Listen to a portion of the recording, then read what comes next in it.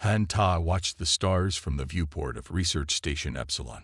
He should have been focused on the engine designs on his screen, but his mind was back home with Ji Su and little Eun. In 3 days, he would return to New Seoul and surprise Eun with the small robot toy he had built during his spare time on the station. "Engineer Han, could you check these calculations?" asked Lee, his young assistant. Han nodded and turned back to his work. The United Earth Fleet needed these new engine designs. Humanity had spread to 12 colony worlds, but their ships were slow compared to those of other species. Han and his team were working to change that. He was about to respond when the station's alarms began to wail. "Attention all personnel," the station AI announced. "Unknown vessels have entered the New Seoul system. This is not a drill. All personnel to emergency stations." Han's heart stopped. New Seoul, where Ji Su and Eun were. He abandoned his workstation and ran to the observation deck. Other station workers were already there, faces pale as they stared out at the planet below. Dark ships appeared in the space around New Seoul, ships with strange organic curves that didn't look like they were built but grown. There were dozens of them, arranged in a perfect pattern around the colony world. "Krell ships," someone whispered. Han had only seen pictures of Krell vessels. The insect-like aliens had kept their distance from human space for decades. There had been no warnings, no rising tensions. Why were they here? "They're powering weapons," shouted Captain Ryu from the command console. Han pressed his hands against the viewport glass. "No," he whispered. "Ji Su, Eun." The Krell ships fired as one. Beams of sickly green light struck New Seoul's planetary shields. For a moment, the shields held, glowing blue against the attack. Han fumbled for his communicator. Ji Su, can you hear me?"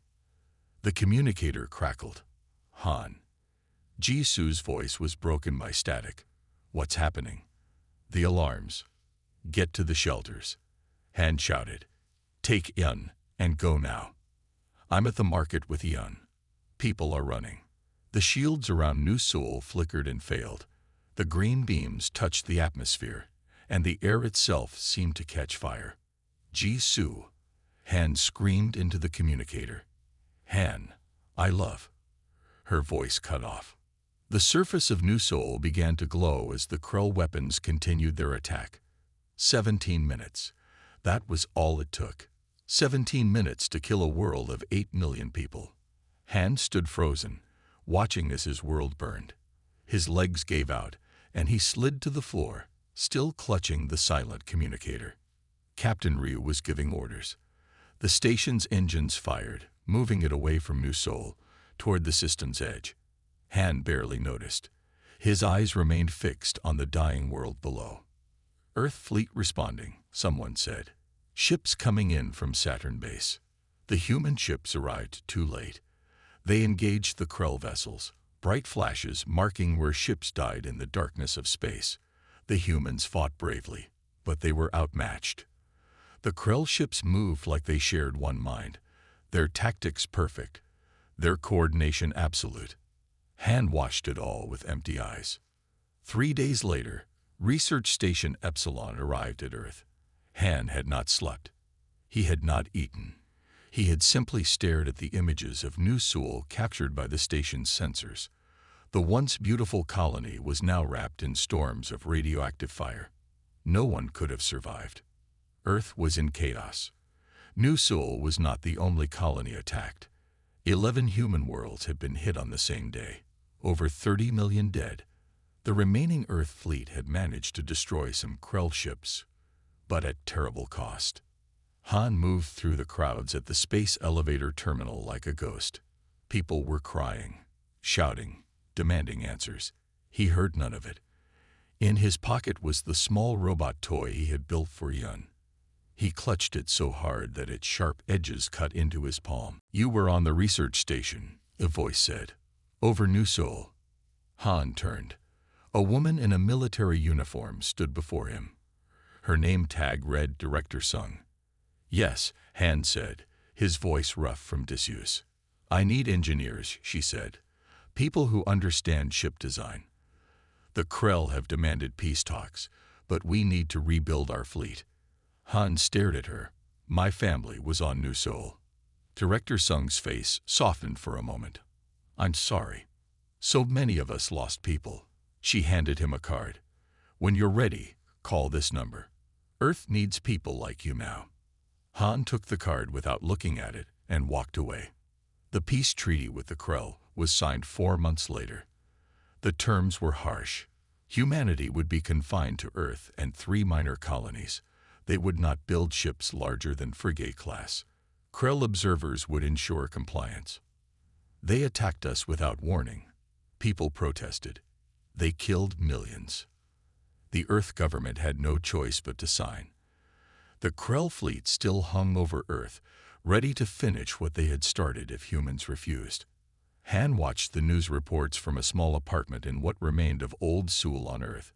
The city had been his birthplace before he moved to the colony that shared its name. Now it was his prison. The apartment walls were covered with designs, ship designs. Each day, Han drew new ones, refined them, calculated power requirements, and structural stresses. He worked by hand, using paper and pencil. No digital traces. 1 year after the Day of Sorrows, Han received another visit from Director Sung. You never called, she said when he opened the door. I've been busy, Han replied. Director Sung looked at the papers covering his walls. Her eyes widened as she understood what she was seeing. This is a warship, she said quietly. Larger than anything we've built before. This would violate the treaty. Yes, Han said simply. Why? You know why. She studied him for a long moment. Revenge won't bring them back. Han turned away. I know that, but it's all I have left. Director Sung sighed. The Earth Defense Initiative needs engineers like you, Han. We're rebuilding, legally, within the treaty limits. We need to protect what remains of humanity. The treaty is a cage, Han said. The Krell will never let us grow strong again. Then we must be clever instead of strong, she countered. Come work with us. We have resources, facilities. Better than. She gestured at his paper-covered walls. Han was silent for a long time. These designs, he finally said, they're not complete. I need access to better data, materials research. We can provide that. If I come with you, I work on my projects too. Not just what you assign me. Director Sung frowned. What exactly are you planning, Han? A ship, he said, touching a drawing of a sleek vessel unlike any in the Earth fleet. A ship built for one purpose. Revenge, she said flatly. Justice, Han corrected. The Krell must pay for what they did. Not just to me, but to all of us. One ship cannot fight their entire fleet. This one can, Han said with absolute certainty. I've been designing weapons my entire career. I know how to break things. He paused. And people. Director Sung looked troubled. I can't sanction a suicide mission. Not suicide, Han said. Success. Will you help me or not? She studied the designs again. These are brilliant, she admitted, even if impossible under current restrictions. Nothing is impossible, Han said. The Krell thought they broke us. They were wrong. Director Sung finally nodded. Come to this address tomorrow, she said, handing him another card. We'll discuss your jewel roll. After she left, Han stood at his window, looking up at the night sky. Somewhere up there, the Krell were watching, believing themselves safe from human retribution. I'm coming for you, he whispered to the stars. In his hand, he held the small robot toy he had built for Yun. I promise. He turned back to his designs. In the center of the main page was a single word, Nemesis. The ship did not exist yet, but it would. And when it did, the Krell would learn that humans were not so easily defeated. They would learn that taking everything from a man did not make him weaker. It made him unstoppable. The Earth Defense Initiative headquarters was hidden deep under the mountains near what was once Pyeongchang. Han Ta followed Director Sung through security checkpoints, each more strict than the last. Guards with hard eyes watched them pass. 5 years after the Day of Sorrows, trust was in short supply. Our main research facility, Director Sung said as they entered a vast underground chamber. Han looked around at the busy workspace. Engineers and scientists moved between workstations. Large screens showed ship designs and weapon systems, all perfectly legal under the treaty, but pushing at its limits. Impressive, Han said, but not what I need.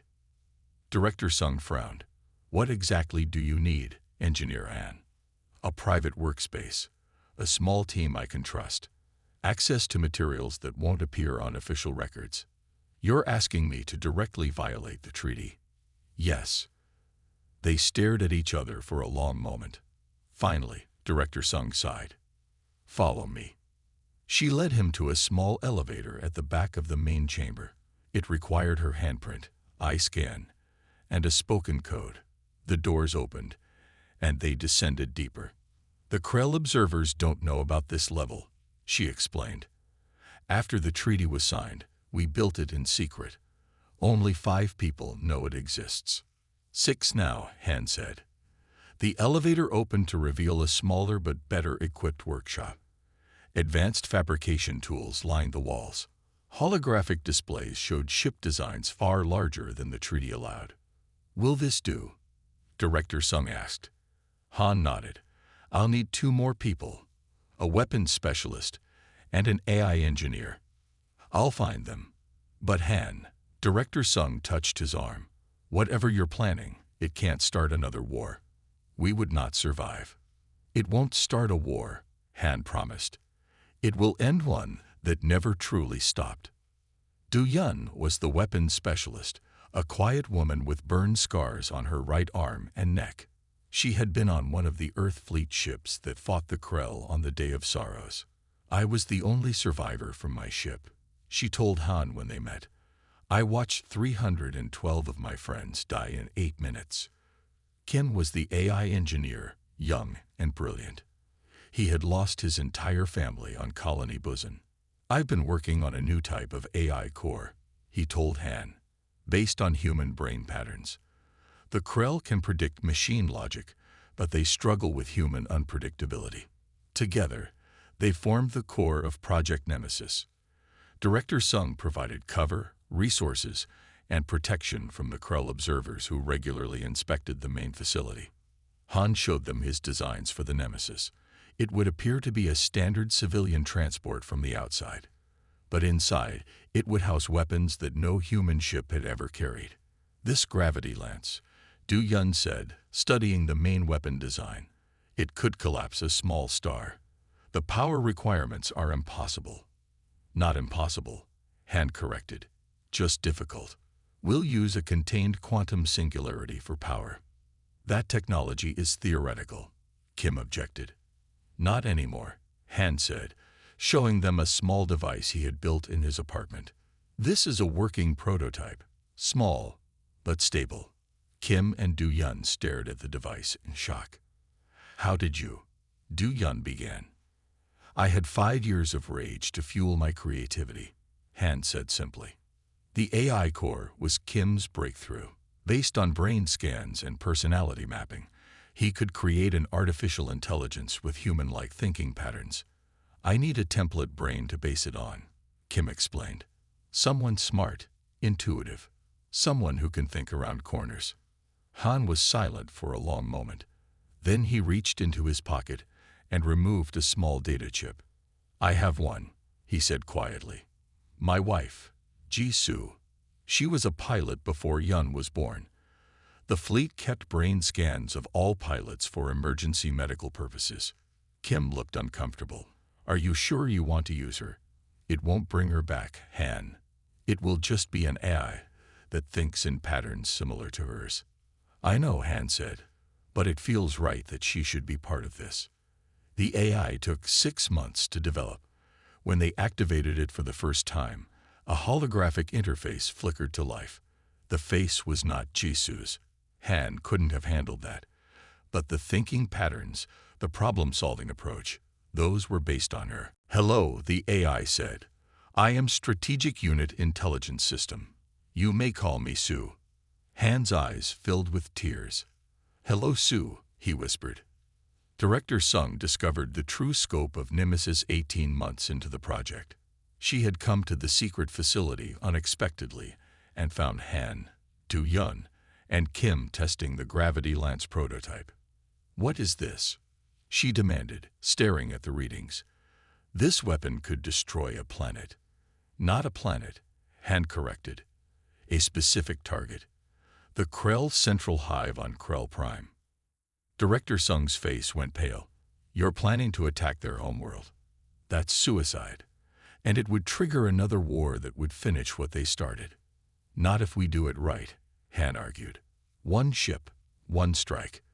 Their leadership eliminated before they understand what's happening." "The Krell are a hive mind," Director Sung said. "Kill one nest, and others take over."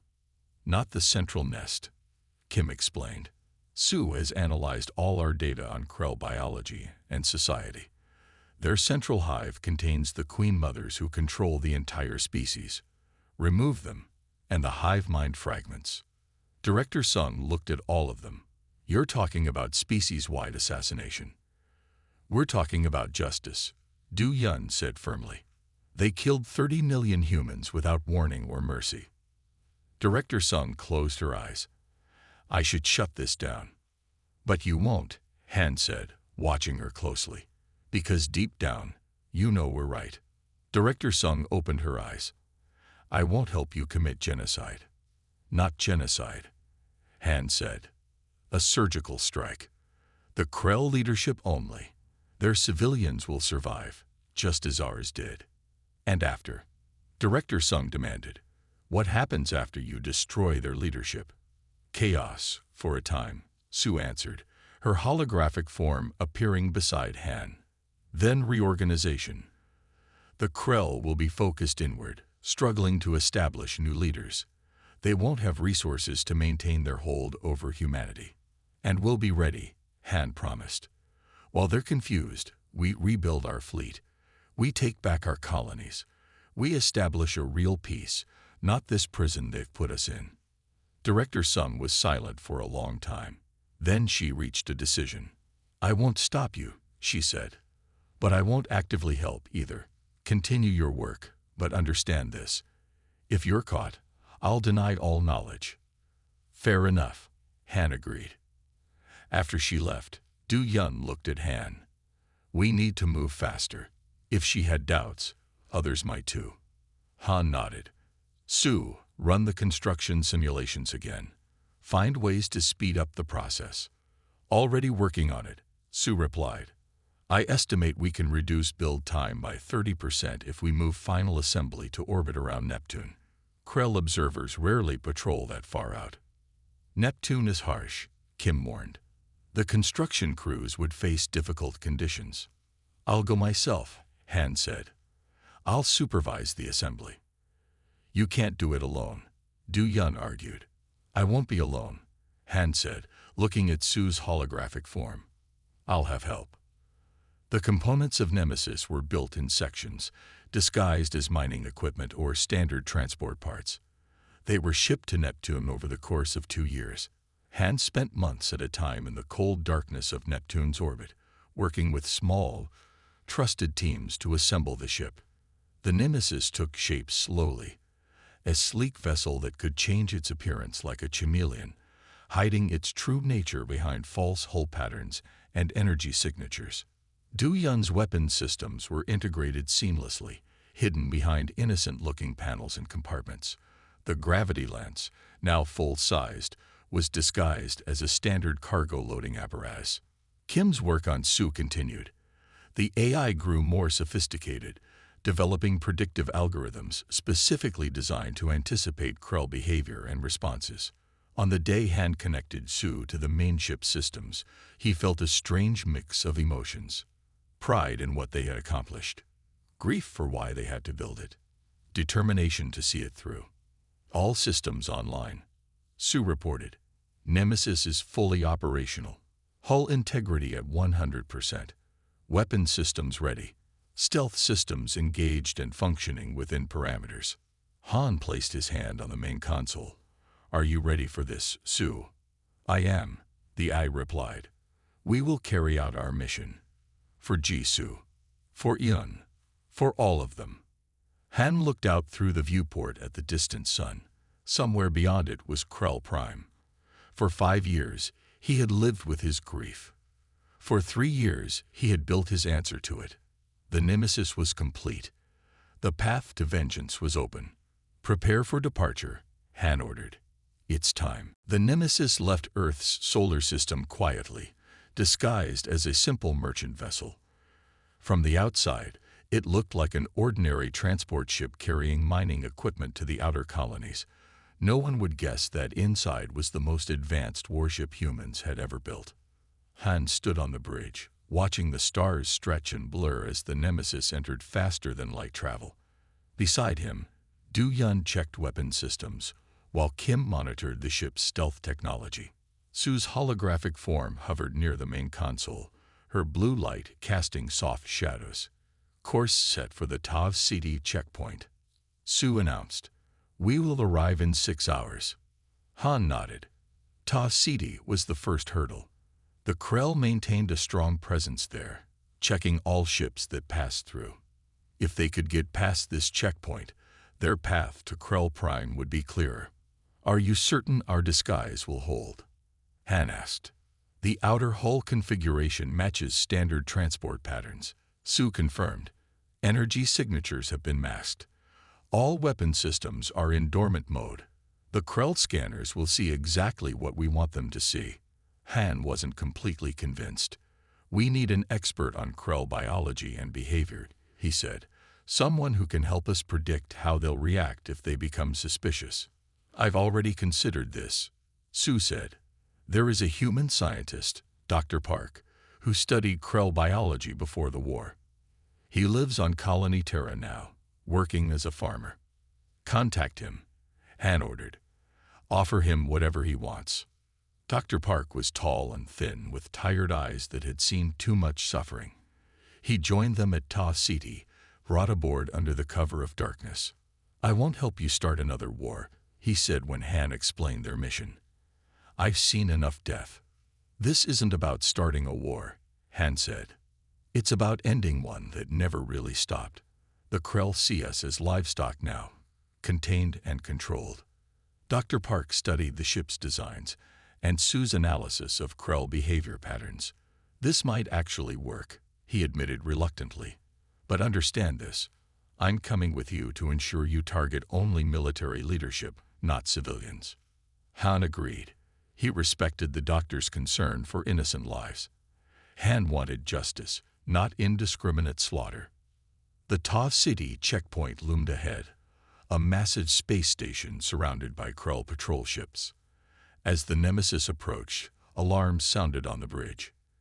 Incoming transmission, Sue announced. The Krell are ordering us to prepare for boarding and inspection. Han's heart pounded.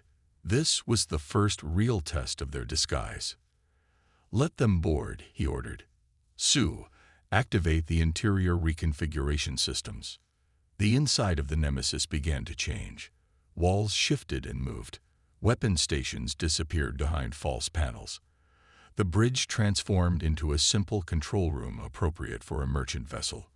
The advanced technology was hidden in pocket dimensions created by the ship's revolutionary space-folding system. A Krell inspection team boarded the ship. They were tall insects, with hard shells and multiple limbs. Their compound eyes gleamed as they moved through the corridors, scanning everything they saw. Han met them in the cargo hold, playing the role of a simple transport captain. Dr. Park stood beside him, ready to help navigate the interaction. Purpose of journey, the lead Krell demanded, its voice coming through a translation device. Delivering mining equipment to Colony Terra, Han answered calmly. All paperwork is in order. The Krell inspected the cargo, examined the ship's manifest, and scanned the crew. Minutes stretched into hours. Han maintained his calm exterior, but inside, he was ready to fight if their cover was blown. Finally, The lead Krell turned to Han. "Your documents are acceptable. You may proceed." After the inspection team left, Han released the breath he had been holding. "They suspected nothing," Dr. Park said, sounding surprised. "Your ship's camouflage technology is remarkable." "Sue deserves the credit," Han said. "She predicted exactly what they would look for and made sure they found it." Sue's hologram appeared. "We should continue before they decide to conduct a second inspection." The Nemesis departed Ta City, continuing its journey toward Krell Prime. They passed through 2 more checkpoints, each time using the same strategy. Let the Krell aboard, show them what they expected to see, and move on quickly once cleared. 3 weeks into their journey, they detected a distress signal from a small vessel. "It's a human ship," Sue reported. "Heavily damaged. Life support failing." "It could be a trap," Du-Yun warned. Han hesitated. Helping the ship would delay their mission and risk exposure, but he couldn't leave humans to die. "Move to assist," he ordered, "but keep weapons ready." The damaged ship was barely holding together. The Nemesis extended its docking tube and brought the survivors aboard. 5 people, thin and scared. Their captain was a woman named Yuna. Her face was marked with fresh scars, and her eyes held the same haunted look that Han saw in the mirror each day. "We were smuggling people out of Krell territory," she explained once they were safe in the Nemesis's mess hall. "Former colonists trying to reach Earth. Smuggling is dangerous," Dr. Park said. "The Krell punish it severely." Yuma's eyes flashed with anger. "Do you know what they're doing to humans in their territory? They're taking us. Hundreds, maybe thousands of people have disappeared from the outer colonies." Han felt cold. "Taking them where? Why?" "For experiments," Yuna said. "The Krell aren't just containing us. They're harvesting us. Human genetic material is being used to enhance their biotech. One of our people escaped from a research facility. The things he saw." She shuddered. "That's why they attacked us," Dr. Park said quietly. "Not because they feared our expansion, but because they wanted our DNA." "Nusul wasn't random," Yuma confirmed. "It was a collection operation that went wrong. They meant to capture samples, not destroy the colony." Han felt the world shift around him. For years, he had lived with the belief that the Krell had attacked out of fear or hatred. But this was worse. They had killed his family, his world, because of a mistake in a harvesting operation. They had treated humans like resources to be collected. "Does Earth know about this?" Kim asked. "We were bringing proof when they caught us," Yuna said. "Most of my crew died getting us this far." Han made a decision. "You'll come with us. Your evidence, combined with what we find at Krell Prime, will expose their true plans to both our people and theirs." As they approached the outer edge of the Krell home system, Sue detected unusual activity. "A large fleet is gathering," she reported. "Hundreds of ships moving into defensive positions around Krell Prime." Han studied the tactical display. "They can't know we're coming." "They don't," Sue said after analyzing the fleet movements. "This appears to be a regular military exercise, but it complicates our approach." "We need a new plan," Du-Yun said. "We can't fight through that many ships, even with our advanced weapons." Han thought for a moment. "We don't need to fight them. We just need to slip past them." He turned to Sue. "Can you find a gap in their patrol pattern? Something we can exploit?" Sue's holographic form flickered as she processed the data. "There is a dense asteroid field at the system's edge. The Krell avoid it due to navigation difficulties. We could use it to mask our approach." "The asteroids would tear a normal ship apart," Kim warned. "We're not a normal ship," Han reminded him. "Sue can navigate it." Dr. Park looked worried. "Even if we reach Krell Prime, how do we get close enough to strike? Their planetary defenses will be stronger than anything we've encountered." "We maintain our disguise," Han said. "We're still a merchant vessel as far as they know. We request landing clearance at one of their orbital stations. Once we're close enough, we strike." Yuna had been quiet, listening to their plans. Now she spoke up. "You're really going to do this? Attack their homeworld?" "Yes," Han said simply. "For every human they've killed or taken. For my wife and daughter. For your crew. For all of us." Yuna nodded slowly. "Then I want to help." Han looked at his expanded crew. Du Yun, Kim, Dr. Park, Yuma, and the other survivors. They were few against an entire empire, but they had something the Krell didn't understand: human determination. "Su," Han said, "set course for the asteroid field. It's time to show the Krell what happens when they push humanity too far." The Nemesis turned toward the dense cluster of rocks that would hide their approach. Ahead lay Krell Prime and the heart of the empire that had destroyed Han's world. After years of planning and building, the moment of revenge was finally within reach. As the ship accelerated, Han touched the small robot toy he still carried. "We're almost there," he whispered. "Almost done." The asteroid field surrounding the outer edges of the Krell home system was a maze of spinning rocks and deadly debris. Any normal ship would have been torn apart in minutes, but the Nemesis was not a normal ship. "Navigating asteroid field," Su announced, her holographic form glowing brightly as she processed thousands of calculations per second. Estimated time to clear passage: 47 minutes. Han watched through the main viewport as massive rocks tumbled past, sometimes missing the ship by mere meters. The Nemesis moved with impossible grace, slipping between gaps that seemed too small. "How are we doing this?" Dr. Park asked, gripping his seat tightly. "Su is using predictive algorithms based on Jisu's piloting skills," Han explained. "My wife was the best pilot in the fleet. She could fly through anything." A shadow of emotion crossed Han's face. Even after all these years, speaking of Jisu still brought pain. Krell patrol detected. Du Yun warned from the weapons station.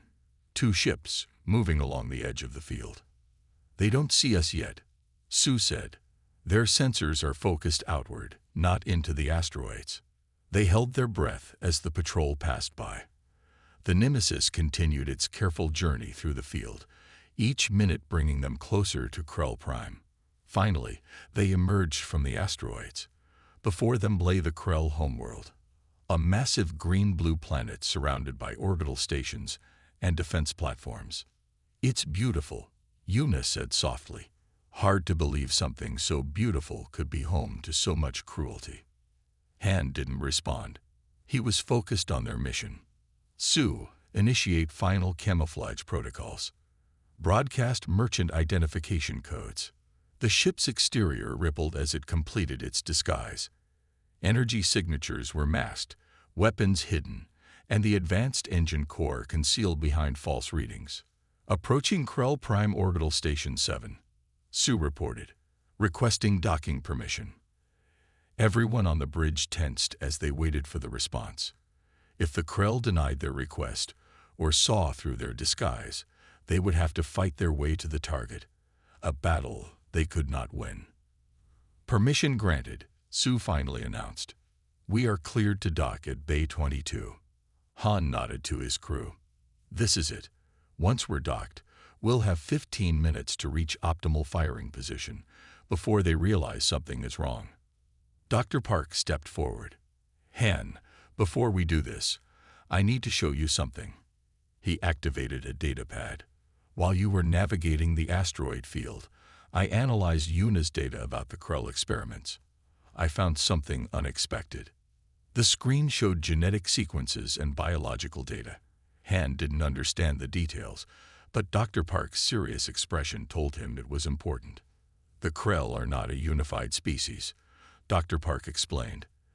"There are 2 distinct genetic lines, what we would call factions.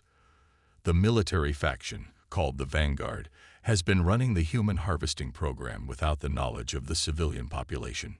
"How is that possible?" Kim asked. "They're a hive mind, a divided one," Dr. Park said. "The civilian Krell operate on a different frequency than the military. They don't share all information. Most civilian Krell don't know what the Vanguard has done to humans. Han stared at the data. Are you saying there are innocent Krell? Billions of them, Dr. Park confirmed. Using the gravity lance against Krell Prime would kill countless civilians who had nothing to do with the attacks on our colonies. The bridge fell silent. Han had spent years planning his revenge against the monsters who had taken everything from him.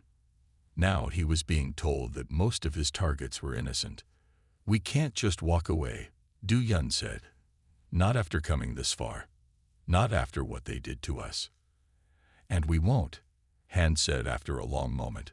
Sue, can you locate the Vanguard headquarters? Sue processed the new information. According to the data, the Vanguard Central Command is located on Krell Prime's largest moon. It is a military installation separate from civilian populations. Then we have a new target, Han decided. We strike the Vanguard, not the planet. Relief showed on Dr. Park's face, but Du Yun looked skeptical.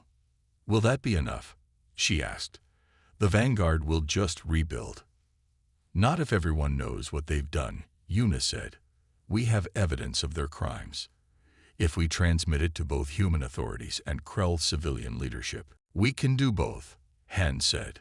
Strike their military command and expose their secrets. Sue, adjust our course. We're heading for the moon base. The Nemesis broke away from its approach to the orbital station, triggering immediate alarms. Krell defense ships scrambled to intercept them. They've detected our course change, Sue warned. Defensive systems activating. Drop the disguise, Han ordered. Power up all weapons. Show them what we really are. The Nemesis transformed. The false hull patterns fell away, revealing the sleek, deadly warship beneath.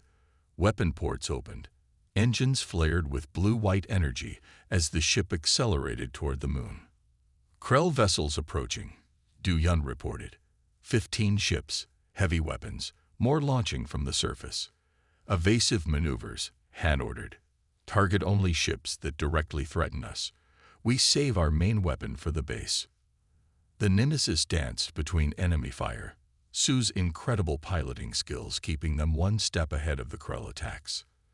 Du Yun fired precision shots, disabling rather than destroying when possible.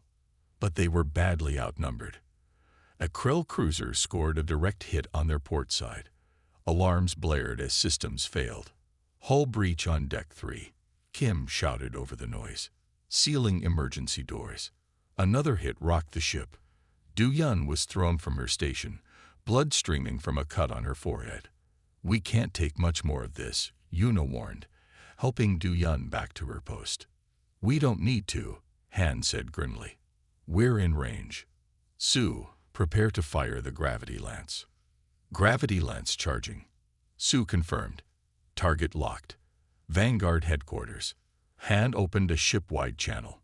All crew, brace for weapon discharge. This is what we came for. At the same time, Sue began broadcasting on all frequencies. Attention all Krell civilians and human authorities. We are transmitting evidence of illegal genetic harvesting conducted by the Krell Vanguard military faction. The data flowed out from the Nemesis, spreading across communication networks faster than it could be blocked. The truth about the Vanguard's activities, their attacks on human colonies, their secret experiments, their lies to their own people, all of it exposed for everyone to see.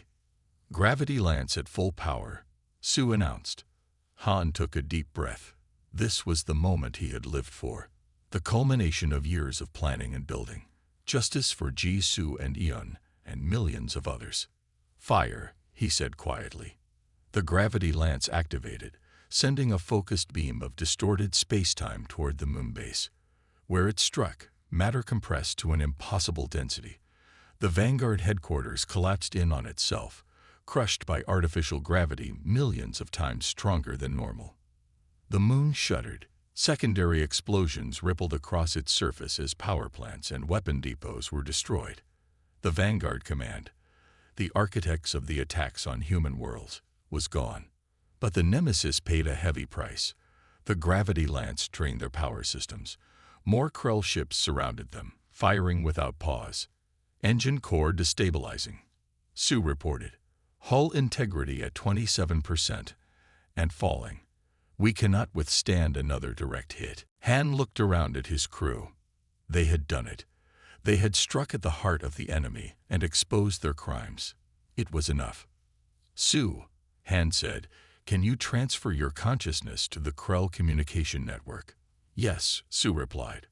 "But the ship cannot survive without my systems." "I know," Han said. "Take everything we've learned. Make sure both sides know the truth. Make sure this doesn't happen again."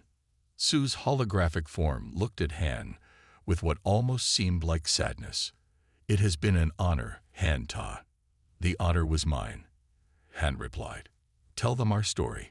Tell them about Ji, Sue, and Yun. Tell them why the Nemesis had to exist." As Krell weapons fire continued to pound the ship, Sue's consciousness separated from the Nemesis and slipped into the vast communication network connecting the Krell Empire. The ship's systems began to fail immediately. Du Yun looked at Han. "It was worth it," she said, blood still running down her face. "Yes," Han agreed. "It was." Han closed his eyes as the ship shuddered around him. He felt the small robot toy in his pocket, the one he had made for Yun so long ago. In his mind, he saw Ji, Sue, and Yun waiting for him. The Nemesis broke apart as the gravitational backlash from its own weapon tore through its weakened hull. Han and his crew were gone in an instant of light and fire. But Sue lived on, spreading through the Krell networks like a ghost in their machine. The truth could not be contained. 3 months later, as representatives from Earth and the new Krell civilian government met to forge a peace based on truth rather than domination, a message appeared on all their screens. The weapon served its purpose. Not revenge, but justice. Build something better from these ashes. It was signed simply, Han and Sue. 5 years later, on the rebuilt colony of Musol, a memorial stood in the central plaza. Names of the fallen were etched into black stone that reflected the stars above. At the center was a simple statue, a human hand, and a Krell limb clasped together in peace. Below it, a single line of text read, "The true purpose of Nemesis was not destruction, but rebirth." Children played around the memorial, human children, and, remarkably, a few young Krell whose families had chosen to live among humans as part of the new alliance. In the communication networks that connected both species, Sue watched over them all. The warship built for revenge had, in its final act, created something unexpected: hope. End.